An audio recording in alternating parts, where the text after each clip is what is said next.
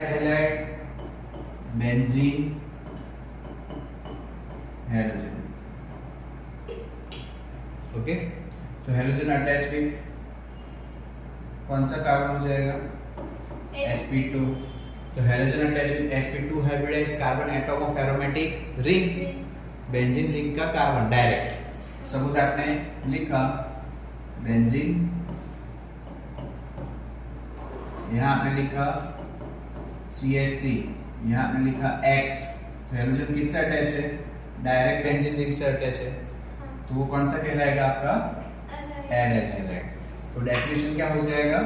Halogen atom attach with sp2, ये carbon आपका कौन सा हो जाएगा? sp2 hybridised carbon atom of aromatic ring और बेंजीन रिंग, तो वो कहलाएगा एराइल हैलाइड। अब एराइल हैलाइड और बेंजीलिक हैलाइड में क्या डिफरेंस?